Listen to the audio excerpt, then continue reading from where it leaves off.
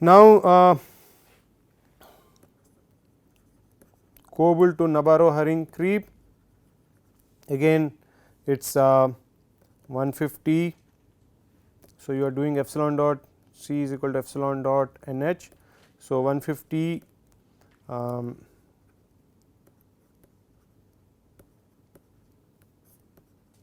kT into B by D into B to sigma by G is equal to 12 dl Gb over kT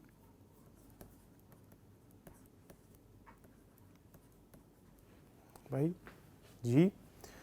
So, sigma by G and sigma by G cancel out, kT cancel out, Gb cancel out. So, what you have is B by D is equal to 12 dl by 150 d Gb, and if we expand this, so this is 12 dOL e to the power minus QL over kT by 150 dOGB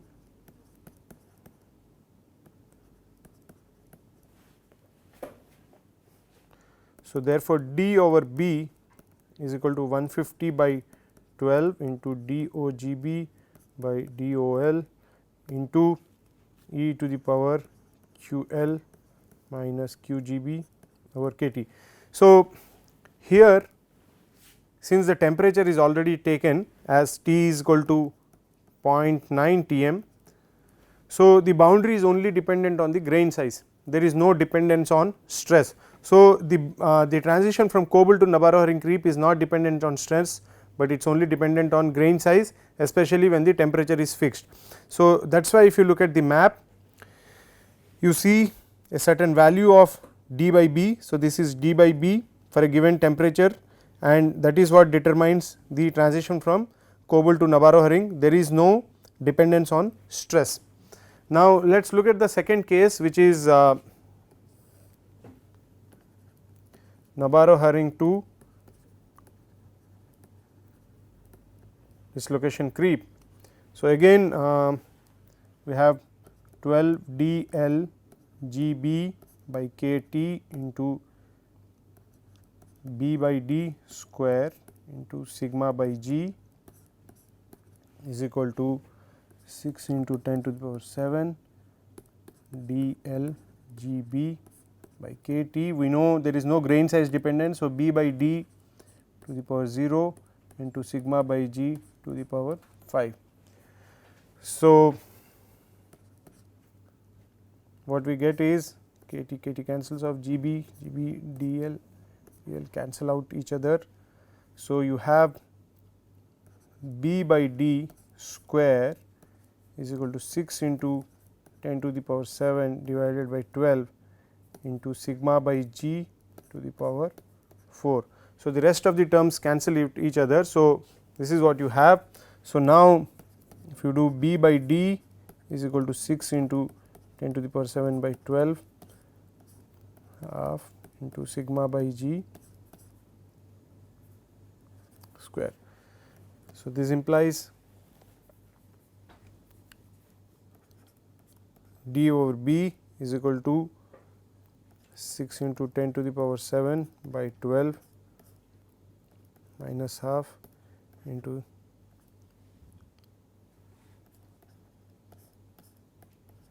sigma by G minus 2. Now, if you look at the map, they have plotted it on log scale. So, if you take log D over B, so what we will have is log of minus half log of 6 into 10 to the power 7 by 12 minus 2 log sigma by G.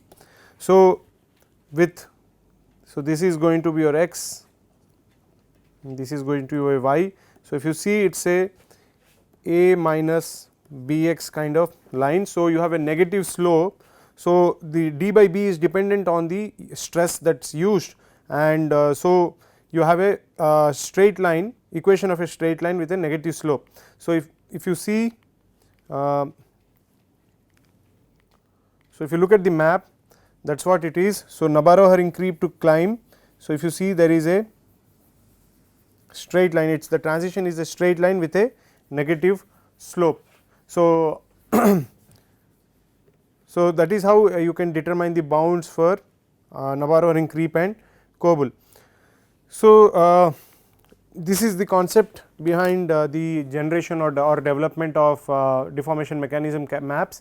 So, you can use this way, you can use this approach to create maps of any material that you want. Of course, you need to have the details of the microstructure and the applied stress and temperature etc., for creating these maps. So, that brings me to the end on the portion on deformation mechanism maps. So, now we will quickly go through some tutorials. The objective is to solve some problems related to the portions on creep mechanisms. So, all that portion that we covered about Newtonian viscous creep and power law creep and the deformation mechanism maps and things like that. So, we are basically going to solve a few problems to develop our concepts further. So, the first question is as follows, problem 1. So, I will be in the next slide I will be showing you creep data. So, I will give you data of temperature, stress, applied stress and strain rate of deformation, and the goal of this is to determine, in this problem you have to determine the stress exponent n using the data given in the table, and you also have to determine the activation energy of deformation. And the question that you also have to answer is this activation energy, the approach that we are using, will that yield as apparent activation energy or true activation energy. So, that is the purpose of this work, of this question. So, the table contains data, the creep data. So, tests were carried out, creep tests were carried out at 3 different temperatures, 350 degree centigrade, 400 degree centigrade and 450 degree centigrade, and the stresses that were used were varied from 10, 50 and 100.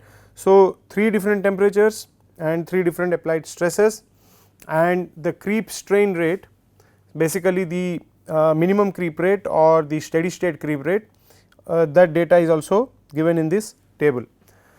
So, the question is, how do you find out stress exponent n from this data? So, to understand that, we can look at the Bird-Mukherjee-Dawn equation again. So, you have epsilon kT by dGB is equal to A B by D to the power P and sigma by G to the power n. So,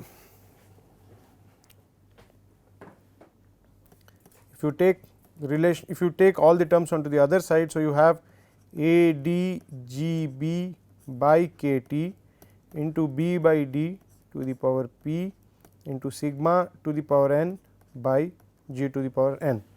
Now, for a given temperature, so say if temperature is 350 degree centigrade, D, which is, we do not know the activation energy, we do not know whether it is grain boundary diffusion controlled or lattice diffusion controlled, but what we know is D is going to be some D naught into e to the power minus q over kT, and for a given temperature this is going to be constant. Okay. And we also know G is a function of temperature, and for a given temperature G is also a constant. The microstructure D, the grain size D is a constant at that temperature, and of course, we are assuming that there is no grain growth happening or grain size change happening during the tests carried out at that temperature. Typically, if you remember, we said that your grain size should be stabilized at a temperature higher than the test temperature. So, assuming that, so D is also a constant. So, there are only 2 variables here, epsilon dot and sigma. So, the rest of the terms can be taken as constant k, and so essentially this becomes epsilon dot is some constant k times sigma to the power n. So, for a given temperature and given microstructure, if you make a plot of log epsilon dot, if you take logs, then this becomes log k plus n log sigma. So, if you plot log epsilon dot versus log sigma, you should essentially get a straight line. So, this is a equation of a straight line, and the slope of that line will give you the stress exponent n. So, that is what I have done here, and so you have strain rate of creep deformation on the y axis and the applied stress on the x axis in a log plot, and I have done that for all the 3 temperatures 350, 400 and 450. Let us take the case of 400 degree centigrade, data corresponding to 400 degree centigrade, and the plot basically turned out to be something like that. So, the strain rate of deformation, so I gave it a fit, basically a power law fit, because epsilon dot is equal to k sigma to the power n. So, if I when I gave it a power law fit, what I found was epsilon dot is basically 4 into 10 to the power minus 13 into sigma to the power n. So, x is sigma. So, this is what I got from the power law fit, and to the data. Of course, one way of doing is, if you take your log epsilon dot and log sigma values, you could also give it a straight line fit and then see what are the values. So, what you would have got in that case is log epsilon dot is equal to log of 4 into 10 to the power minus 13 plus log sigma, and so n is equal to 1. So, what we found out from this is the n value. So, n is equal to 1 for the tests being carried out at 350 degree centigrade, and if you notice, the other data is also, the slopes of the other lines are also parallel to the line that we determined. So, the slope is more or less the same in the other cases also, and if you do it, if you carry out this exercise on your own, you will notice that n is equal to 1 for the other 2 temperatures also. So, n is equal to 1 at 350, n is equal to 1 at 400 and n is equal to 1 at 450 degree centigrade. So, the stress exponent is 1 for the temperatures and the stresses that were used for this case. Now, let us look at determining the activation energy of deformation. So, again if we go back to this case, so epsilon dot is equal to a d g b by k t p by d to the power p sigma n over g n. Now,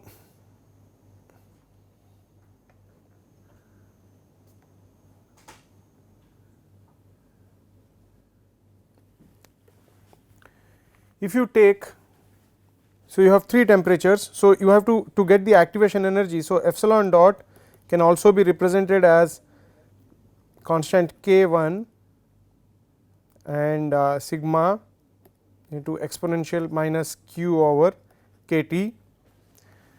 So, in this case, if you plot epsilon dot ln of, if you take it if you take ln of epsilon dot, you will get ln k 1 plus ln sigma n minus q over k t.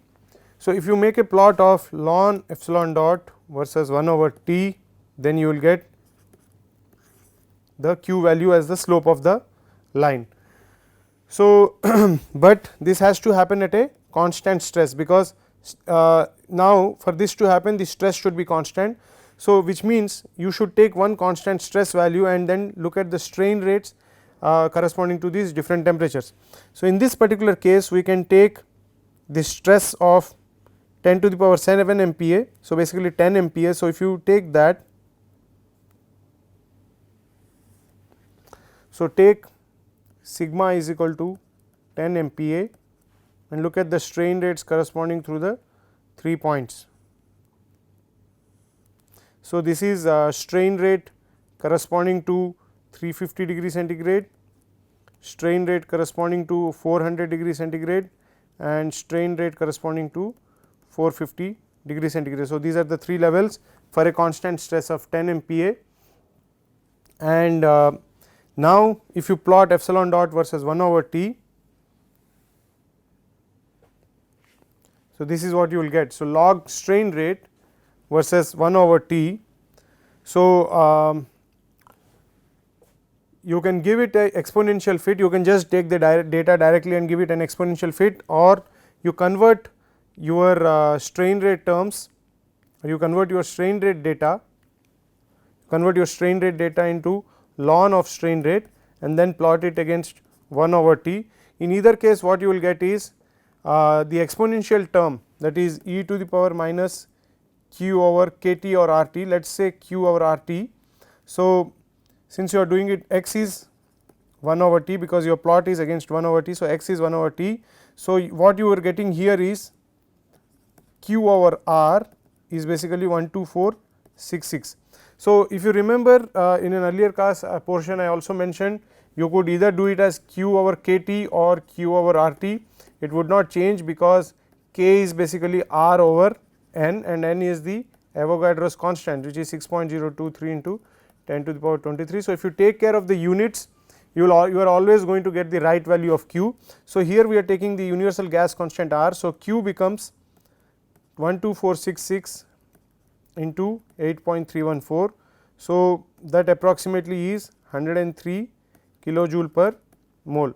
So, if you remember I asked question that the activation energy that you are determining in this case, is it the true activation energy or apparent activation energy?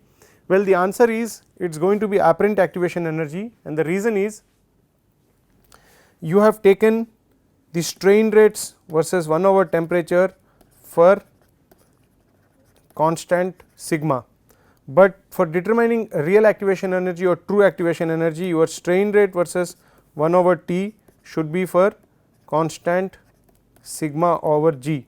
Since we chose the first case for our analysis, so the data that we get or we got is only apparent activation energy. So, this is how you can determine the activation energy of deformation from creep data.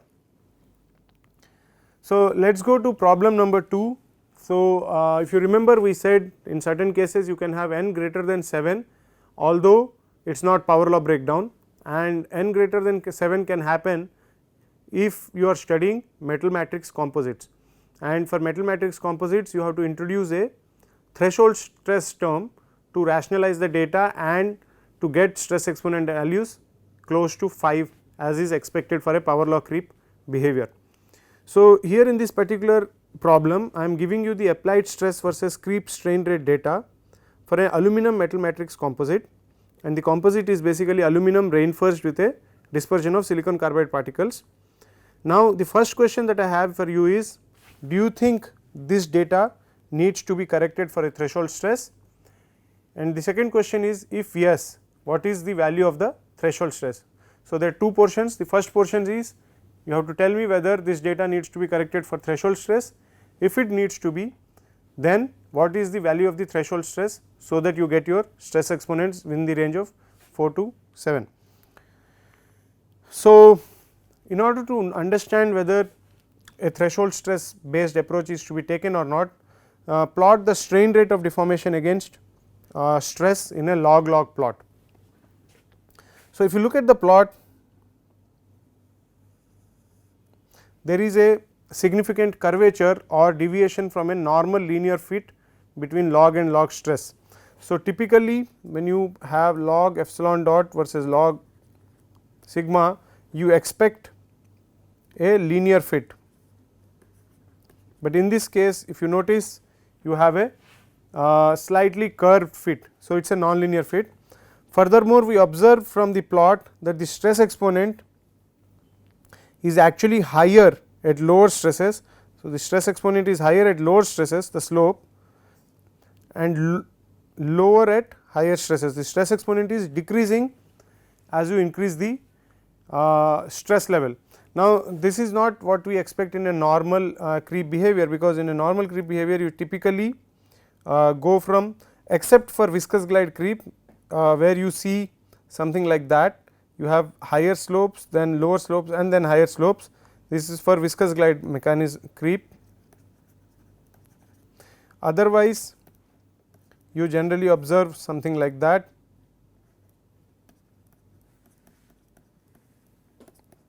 You expect increase in stress exponent from lower values to higher values as the stress increases.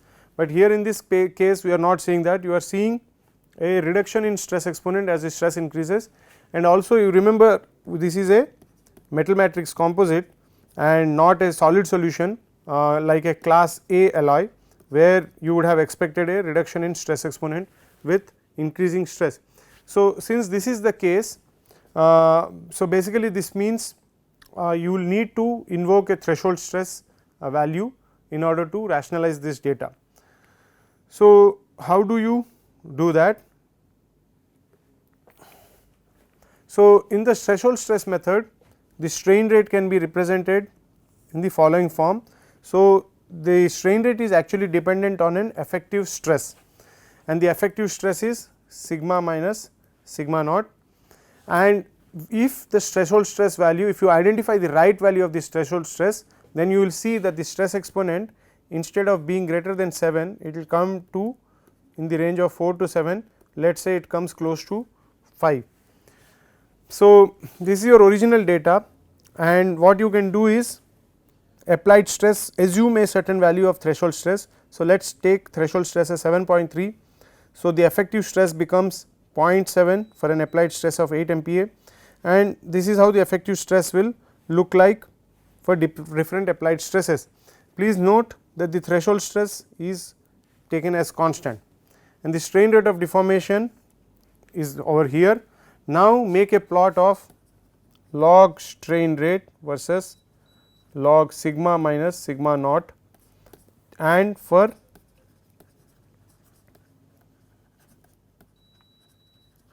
different values of sigma naught. So, here we said sigma naught is 7.3, but you could have other values of sigma naught and then carry out this, make these plots after taking different values of sigma naught.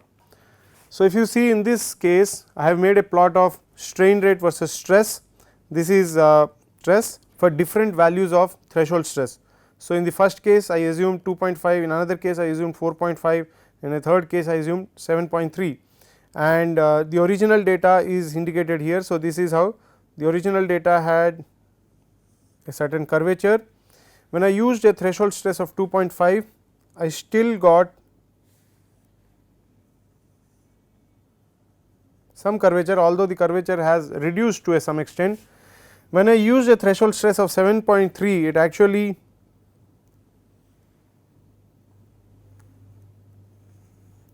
went from being convex to concave as the stress increased, and what I found out that only at a threshold stress value of 4.5 we get a very good linear fit, that means with a high confidence, and also the stress exponent value came close to 5. So, when you chose threshold stress value of 4.5, you got a linear fit between the strain rate and the effective stress, and you also got a very good fit to the data, and that is why for this material the threshold stress is around 4.5 MPa. So, that is the approach to be taken for determining the threshold stress for a metal matrix composite. Now, let us look at another problem. This is problem 3, and here I am talking about Newtonian viscous creep mechanisms, and this is a plot of log strain rate versus log grain size, and what I want you to identify is tell me what is mechanism 1, what is mechanism 2, and what is mechanism 3. Okay, so, how do you do that? Well, if you see epsilon dot is proportional to d over minus p, that also comes from the Bird Mukherjee Dawn equation.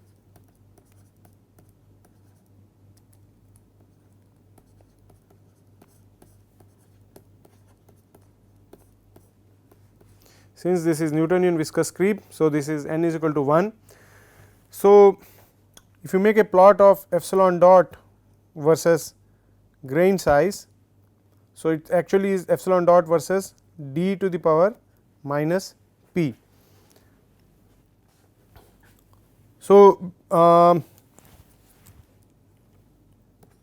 epsilon dot versus log epsilon dot. So, let us say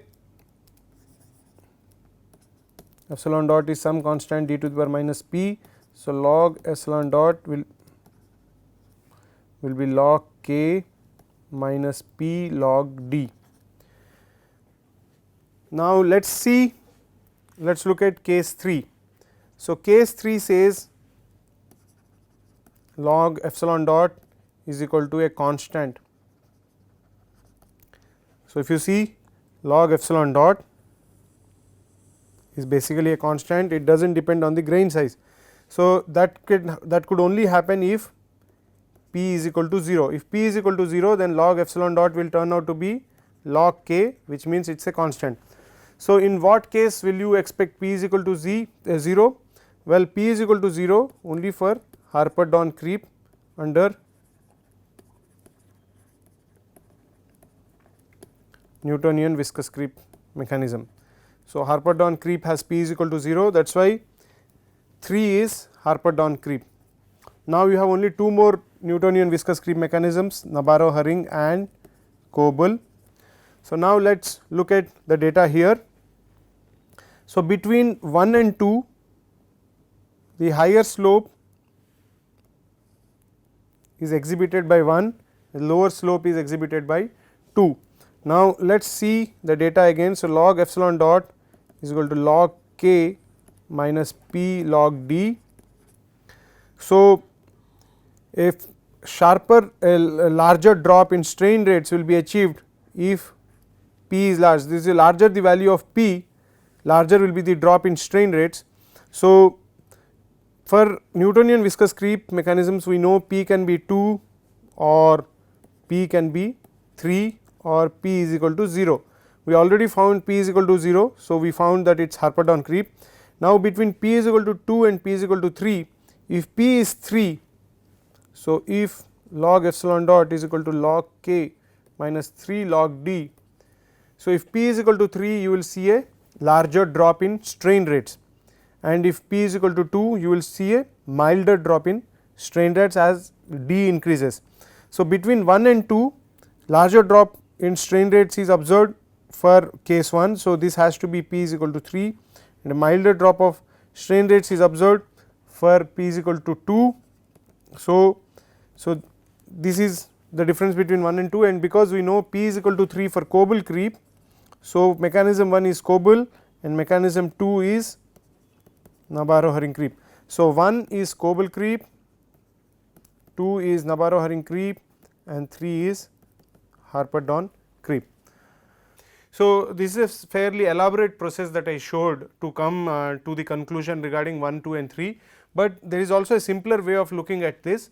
Now, if you see Newtonian viscous creep mechanisms, the mechanisms that we discussed in the lecture so far have been 3. There are 3 Newtonian viscous creep mechanisms: Coble, Nabarro-Hering and Harper-Don.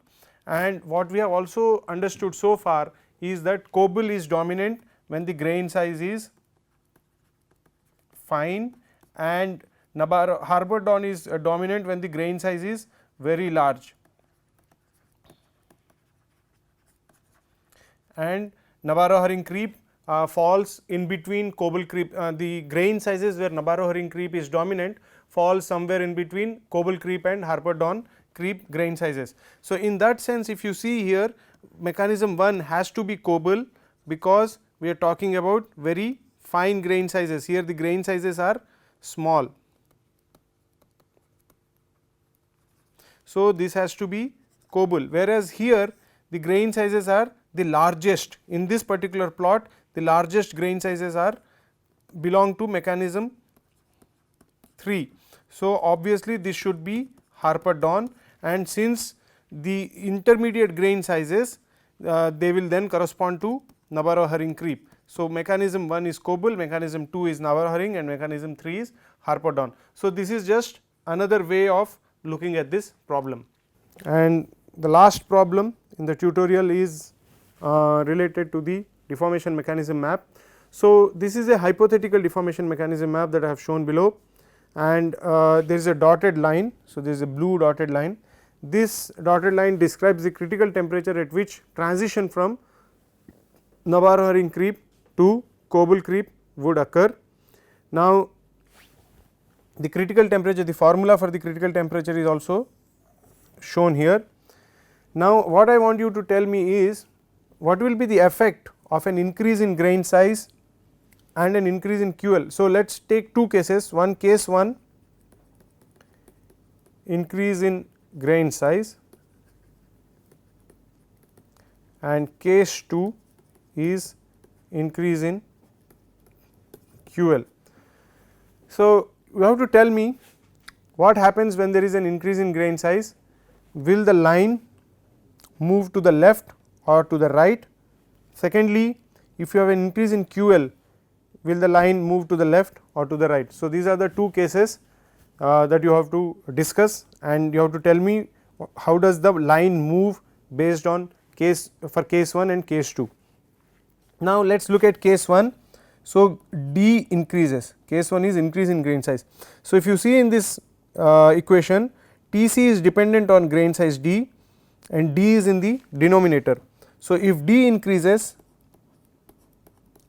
Tc is going to come down. So, if Tc is coming down, on the x axis we have Tm over T. So, if T is coming down, so the critical temperature at which the transition happens is coming down, then what will happen is the line will move to the right. So, Tm by T increases as T comes down.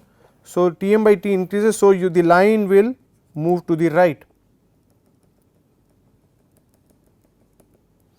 So, what this tells us is, as you increase the grain size, the domain in which Koebel creep operates is actually shrinking, and the domain or the boundaries within which Navarro-Herring creep operates is actually expanding. So, that is the effect of increase in grain size. So, Navarro-Herring creep is becoming more dominant as the grain size increases. So, that was case 1. Let us look at case 2, which is increase in QL. So, when QL increases, again Tc increases as QL increases. So, if Tc increases, Tm by T is going to come down. So, Tm by T is going to come down as QL increases. So, what would happen is, now the line would actually shift to the left. So, this original location, so the line is going to shift to the left as the QL activation energy of lattice diffusion increases, and that is because as the activation energy of lattice diffusion increases, it is going to be more difficult for diffusion of vacancies to happen through the lattice. So, they would rather prefer to move through the grain boundaries, because QGB has not changed, it is only QL which has increased. So, which means the contribution of Koebel creep to the strain rate of deformation is going to expand, whereas the contribution of Navarro-Herring creep is going to shrink. So, that is why when you have an increase in QL, Navarro-Herring creep, the domain of operation of Navarro-Herring creep is going to shrink, and the domain of operation of Koebel creep is going to expand. So, that is how the line would move depending on the value of the grain size as well as the value of your activation energy. So, with that I come to the end of the tutorial. Thank you.